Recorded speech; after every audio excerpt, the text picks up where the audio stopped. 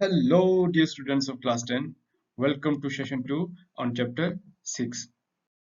And the name of the chapter is Triangle. Dear students, in previous session, that is session 1, we have learned about similarity of figures. Today, in this session, we are going to learn about similarity of triangle, particularly about triangle. And the second topic we are going to learn about, the topic is Thales theorem. This theorem is also known as basic proportionality theorem, and further it is also known as BPT theorem. This is acronym of short form of basic proportionality theorem. So let's proceed to our first topic, that is similarity of triangle. Let's first recall our previous topic, that is what are similar figures. So those figures which have same shape, only same shape, they are called similar figures. Like all equilateral triangle are similar, all squares are similar. Okay, now today we are going to learn about similarity of triangle. So how we can say two triangles are similar? So there are two conditions. The first is their corresponding angles are equal. अगर दो triangle के corresponding angle equal है, और second condition है अगर उनकी corresponding side का ratio क्या है, इक्वल है या सेम है, या हम बोल सकते हैं their corresponding sides are in same proportion, then two triangles are similar. तो इसको हम ट्राइंगल ड्रॉ करके देख लेते हैं. यहाँ पे हमारे पास दो ट्राइंगल दे रखी है A B C and D E F. ये ट्राइंगल सिमिलर कब होंगी? तो सिमिलैरिटी का ये सिंबल होता है. ठीक है, जैसे कॉन्ग्रुएंस का था, है ना, कॉन्ग्रुएंस का सिंबल ये होता है. तो सिर्फ ये जो आपका सिंबल है, this is called the sign of similarity. So condition first है कॉरस्पॉन्डिंग एंगल इक्वल होने चाहिए. अब कॉरस्पॉन्डिंग एंगल का कैसे पता लगाएंगे? आप देखो, ये ट्राइंगल आपने जिस तरह से लिखी है, लाइक ये लिखी है, मान लो ए बी सी. फर्स्ट आपका जो वर्टेक्स है वो ए है, दूसरा है बी है, तीसरा सी है, और इसके वर्टेक्स भी है. फर्स्ट फर्स्ट ये डी है ना, ये डी है, and then E, D E F.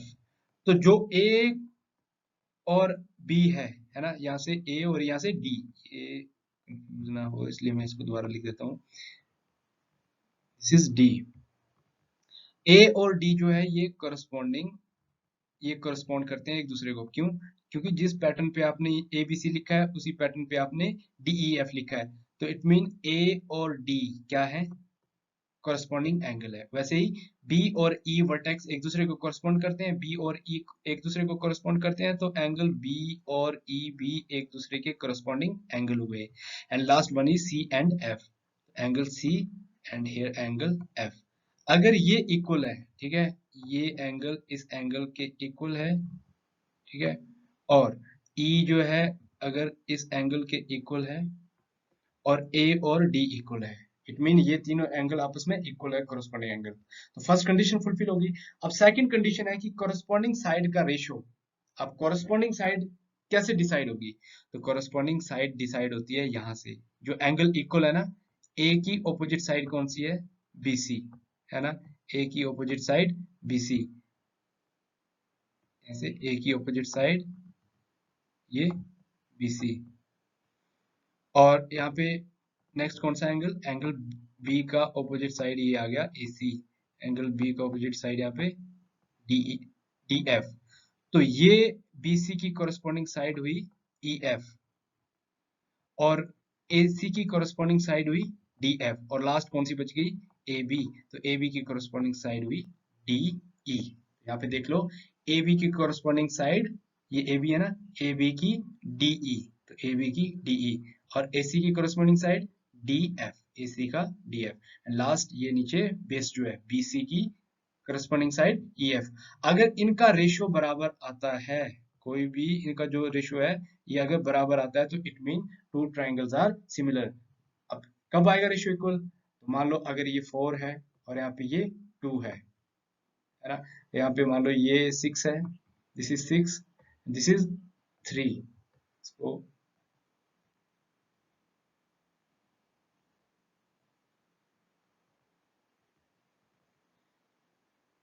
ये मान लिया हमने 6 है एंड दिस इज 3 एंड से suppose this is 1 and this is 2।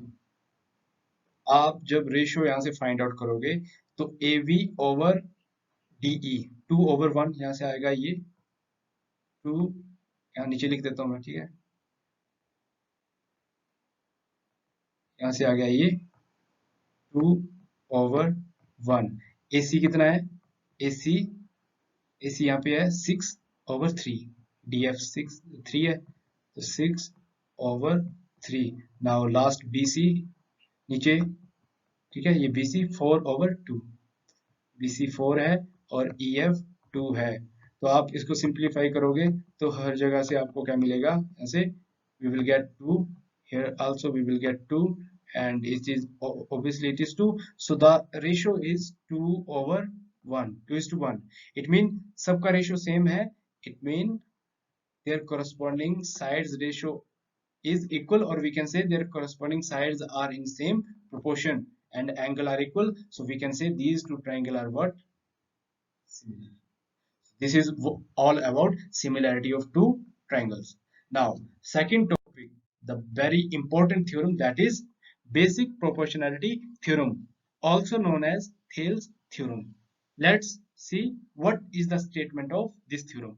So this is the statement: if a line drawn parallel to one side of triangle, okay, एक triangle है, यहाँ पे ले लेते हैं ट्राइंगल, ठीक है, ये ट्राइंगल है ABC, यहाँ पे one side of triangle, if a line drawn parallel to one side of triangle, triangle की 3 साइड है AB BC AC, अगर किसी एक साइड के पैरेलल आपने एक लाइन ले ली, तो हम मान लेते हैं BC के पैरेलल हमने ये ड्रॉ कर दी DE, okay, the other two side it will intersect other two side in distinct point, then two sides are in divided in the same ratio। देखो ये जो लिखा है ये तो आप जैसे मर्जी लिखना चाहे इसको लिख सकते हैं। अब इसका मीनिंग क्या मैं बता देता हूँ।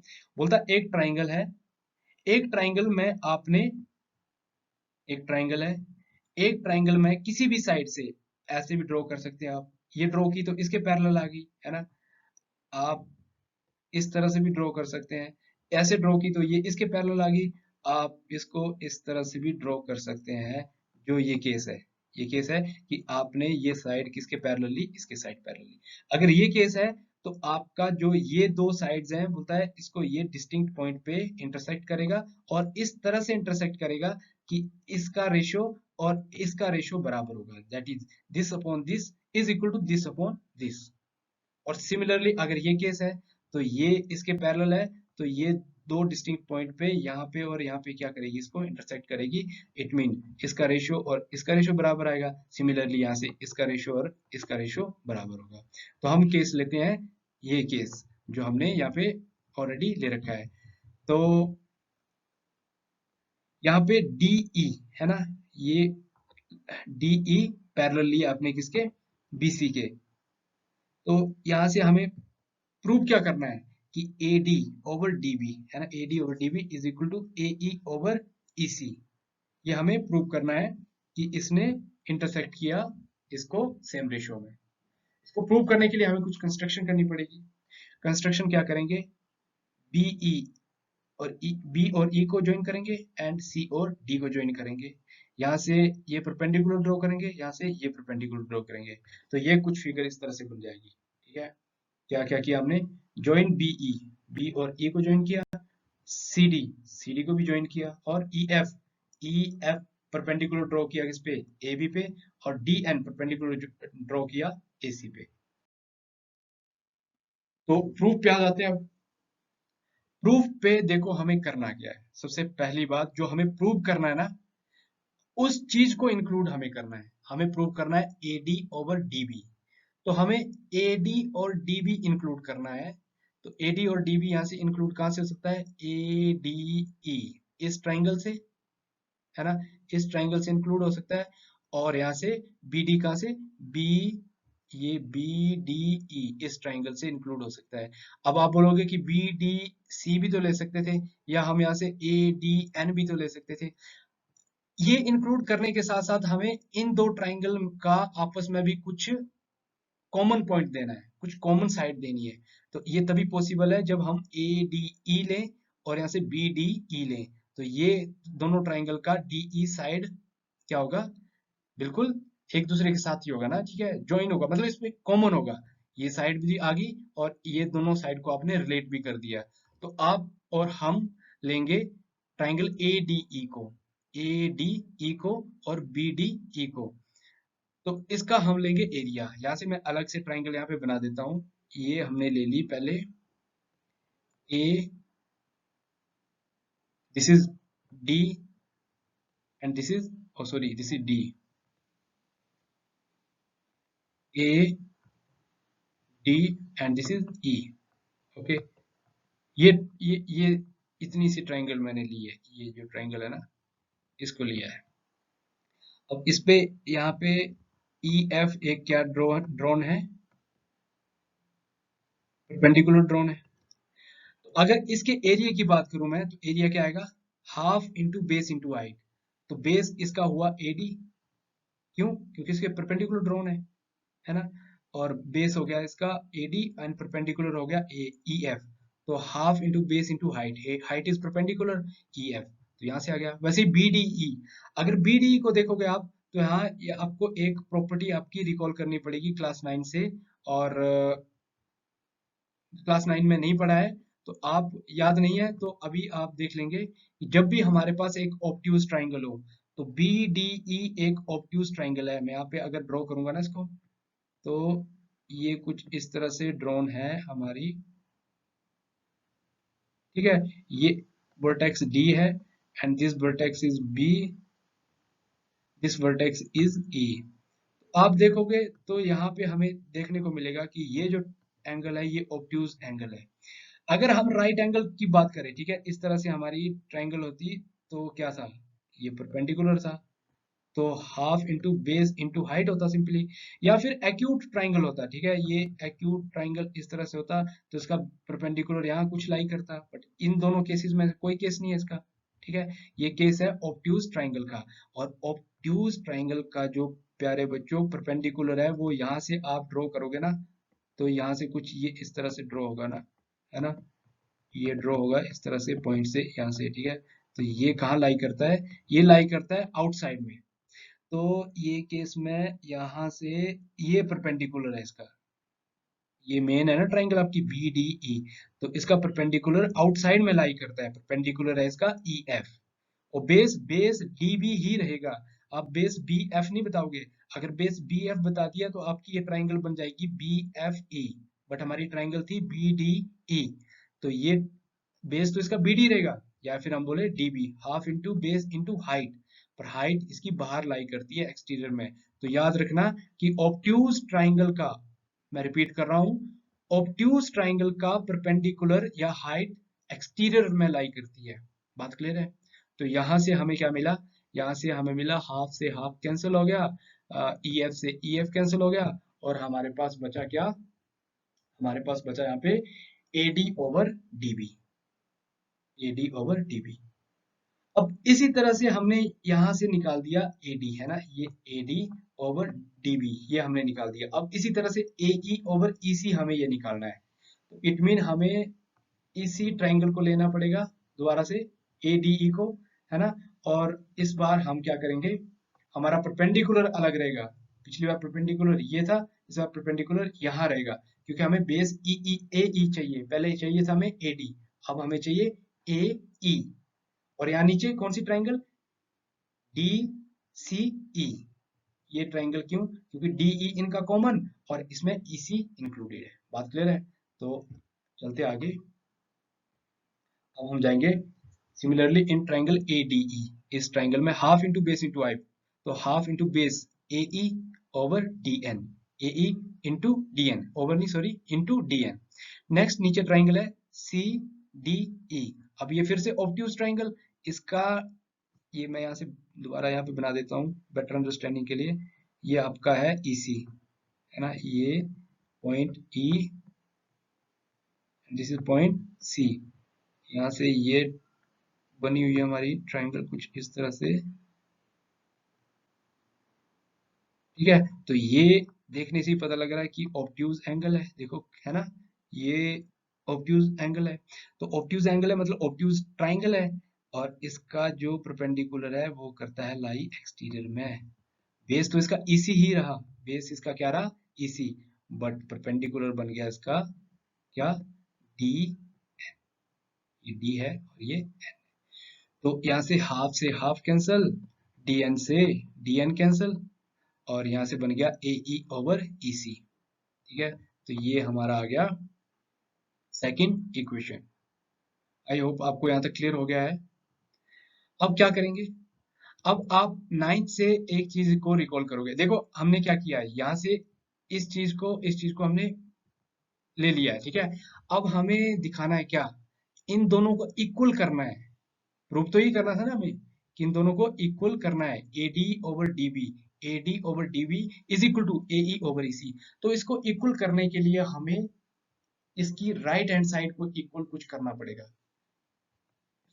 ये हमारी सॉरी लेफ्ट हैंड, ये लेफ्ट हैंड है इसकी इक्वेशन 1 की, ये लेफ्ट हैंड इक्वेशन 2 की। यहाँ से ADE इक्वल है, पर BDE और CDE अलग अलग है।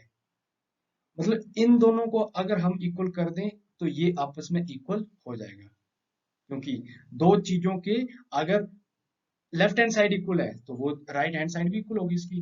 तो इसके लिए हम 9th क्लास में चैप्टर 9 का एक पार्ट लेंगे, areas of parallelogram and triangle. तो क्या हमने पढ़ा था वहां पे कि अगर आप दो ट्राइंगल जो सेम बेस पे हो और बिटवीन द सेम पैरेलल हो तो उनका एरिया क्या होता है, इक्वल। तो यहाँ पे क्या है, BDE CDE, देखो ये BDE ये ट्राइंगल, और दूसरी ट्राइंगल कौन सी बोली इसने, दूसरी ट्राइंगल बोली है CDE, ये C, ये DE। अब देखो इसमें कॉमन साइड कौन सी आ रही है, ये एक कॉमन साइड है, मतलब ये क्या सेम बेस है, that is DE। DE is what, same base. और पैरेलल क्या है इसके, पैरेलल कौन कौन से है सेम, पैरेलल है इसके DE एंड BC। तो DE and BC are what, it's parallel. तो इन दो पैरेलल और सेम बेस पे जो ट्राइंगल होती है उनका एरिया क्या होता है, equal. It mean area of BDE and CDE are equal. तो हमने यहाँ से क्या किया, हमने यहाँ से BDE और CD को इक्वल बता दिया, ये BDE है ना और CD इक्वल बता दिया। इट मीन आप BDE को CD लिख सकते हैं या CD को BD लिख सकते हैं। तो अल्टीमेटली ये क्या हो गया, आपका कैंसल आउट हो जाएगा, है ना। फ्रॉम 1 2 एंड 3, इक्वेशन 1 2 3 से ये इक्वल आ जाएंगे। क्यों, क्योंकि BD है ना, ये भी BDE लिख सकते हैं हम, यहाँ पे इसको क्या लिख सकते हैं, BDE। तो अल्टीमेटली क्या होगा, ये कैंसिल हो जाएगा। या हम बोल सकते हैं कि right sorry left and left equal है, तो राइट एंड राइट भी क्या आ जाएंगी, इक्वल। तो अल्टीमेटली हमारे पास AD over DB is equal to AE over EC हो जाएगा, ये साइड और ये साइड इक्वल हो जाएगी, और हेंस प्रूव हो जाएगा। यही हमें प्रूव करना था कि जब भी एक ट्राइंगल में, है ना, एक ट्राइंगल में आप एक ट्राइंगल के एक साइड के पैरेलल एक लाइन ड्रॉ करते हो तो ये दूसरी और तीसरी साइड को एक सेम रेशो में क्या करती है, बांटती है। तो ये हमारा प्रूव हो गया है बीपीटी थ्योरम। आज के लिए हमारा यही काफी है, BPT theorem, Thales theorem. Now in next session we are going to learn about its important corollary। corollary is extended proof, okay।